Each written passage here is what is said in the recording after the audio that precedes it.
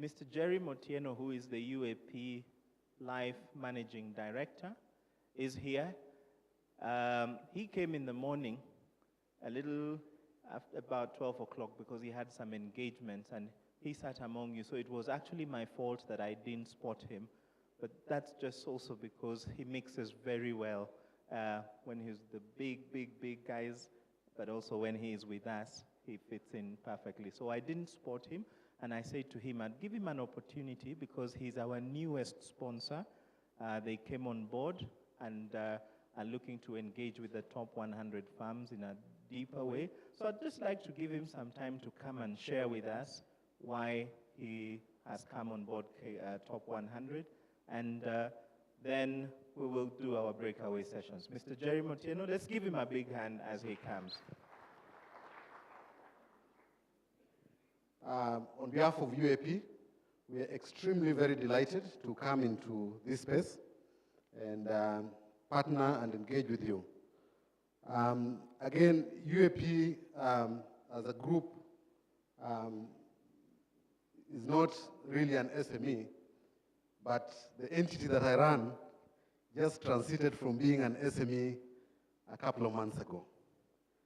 So when I came in and I heard Paul speaking, I could actually relate to some of the issues that he was talking about. Only that I was relating to those issues from an employee and a very nominal shareholder perspective. Just to tell you briefly who we are and why we think we should be here and we're in the right place. UAP Life is one of the 12 companies within the UAP group. As I said, our balance sheet, about 5.2 billion worth of assets, and most of those assets actually belong to members of the public out there. Now, why is it exciting for us to engage with the top 100 or businesses that are just transiting into, big businesses or that have ambitions to grow big? I think listening to the last speaker before we went for lunch, I could see a lot of risks, as he was talking through, isn't it? And for those of you who have been trained in the area of risk management, you could actually listen to his story and begin to see a lot of risks. Not all those risks actually can be dealt with through insurance. I think that's the point. Some of those risks were basically even compliance risks, and they could actually even lead to his business being closed. So why it is interesting for us to come on board is just to engage with you, partner with you, and see how we can actually work together to help you mitigate some of the risks so that you focus on your core business, grow, and make more money. I think that's the kind of discussion that we are bringing on board. So I won't talk about insurance products today. I think I just flag some of those issues. From purely a risk point of view, I think all of us who are Kenyans, the Westgate incident was very unfortunate. It's still very fresh in our minds. But it reminds us of what actually one single event can actually do to a business. And it doesn't have to be terrorism, it could be something else. The last speaker, when he was talking about him as an individual running business, you could clearly see that him as a person is a key man in that business. And that itself presents certain risks, and it also presents certain opportunities. So the discussion that we're going to have with you throughout the year, and we hope that we're going to be partners for a very, very long period, is actually how can we understand what you do and how can we work with you to help you mitigate some of those risks. UAP as a group is involved in insurance, asset management, property, and financial advisory. That's our business. A lot of you know UAP from an insurance perspective. Now, for those of you who employ people, who employ staff, and I think Paul did talk about that, how do you align employees' interest if you're running a business that is growing to the interest of the business? And I think he gave you some of the insights of what he did to actually improve on his bottom line, P&L. I think the whole area of employee benefits is a subject that is very interesting to us. It's a subject that is very close to our hearts, and we can actually lend our expertise in that area to help you, attract the best to your business and sell to them the dream and the future for that business, increase their productivity, and of course, improve your bottom line. So that's one area that we can actually work very closely with businesses like yours, to help you structure something. I think the other thing is that now we are talking about Generation Y. Soon we are going to Generation Z. And you see, historically, employers have always viewed themselves from a very paternalistic point of view. So you provide benefits to all the employees, and sometimes those benefits do not mean much to them. I think if you look at Generation Y, what they require from an employee engagement point of view is completely different from the earlier generation. So it is very easy for an employer to spend money thinking that you're giving benefits to your staff, and they do not relate to the kind of benefits that you're trying to give them. Hence, having a very negative impact on productivity and your bottom line. So I guess UAPE has a lot of knowledge in that area, and we can actually work with you, and we'll continue to share some of this information as we engage throughout the year. Now, as emerging businesses, again, you find that a lot of your time is required to build the business. You really do not have time to figure out other contractual issues, insurance issues, and I think insurance is very frustrating, even for those of us who practice in that space. I personally do not read insurance contracts. I find it extremely boring, written in some Old Testament kind of English, and so a lot of times you do not know exactly what is covered and what is not covered. So you can imagine you're running your business and you may not have all the expertise and advice to understand whether you're covered or not.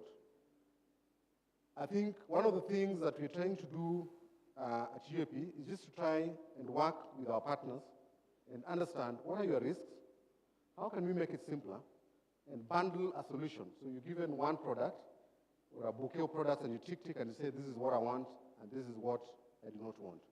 I've seen a lot of businesses spend a lot of money, sometimes buying products that actually create duplication.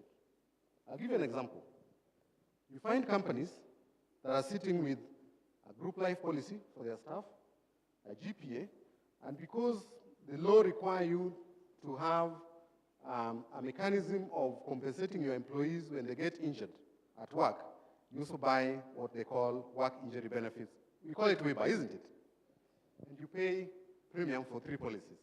But when you look at those 3 policies, there's a lot of overlaps that you can just eliminate and have one contract and save cost. So it may not necessarily be cheaper, but it's a more cost-effective product. You'll spend less money, and you'll buy actually a product that fulfill the needs of your business. And for big multinationals, because big multinationals within their organizations, they can actually afford to bring on board people with expertise who can look at those contracts and eliminate waste and leverage on their size to bring down premium costs. As a small business, you may not actually be exposed to that. So you end up paying for things that you do not need. And sometimes you may also end up with gaps that could be very costly to your business. And again, this is an area that we could work with you to close. I think the point I'm trying to raise here is that we've completely taken a different view of how we do things. And it's actually pleasing to note that UAP, for example, was one of the first insurance companies in this region to provide terrorism cover, when everybody else says it cannot be done. And I am aware that the association issued, the umbrella body for insurance issued a statement in press saying that all those businesses that suffered in Westgate are not covered. That may not necessarily be true entirely, because if you have clients who had bought terrorism cover, then I think they're going to be paid. I think that's the true point, fact.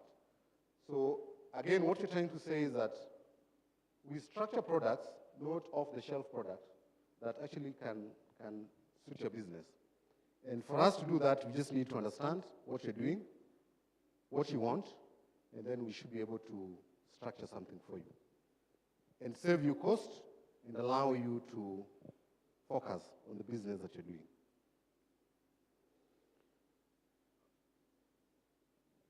I think one of the biggest debates, and again I had, when Paul was speaking, I could actually relate, one of the biggest things that happen, and this does not just affect small businesses, this affects small and big businesses. The whole area of financial wellness, as they call it. Financial wellness affects business, financial wellness affects shareholders, financial wellness affects employees. And you can take this to the bank. When your employees are not financially well, and there's a difference between being wealthy and financial wellness. When employees are not financially well, either they will be planning how to commit fraud against you so that they can sort out quick fix ideas, or their productivity drops as they figure out how to make ends meet, or they'll do something significantly wrong that will impact on your business. Again, working with UAP, we can actually bring our expertise in this area to come and work with your teams, work with your HR people, work with your employees, and embed the culture of financial wellness, because it has an impact on your financials.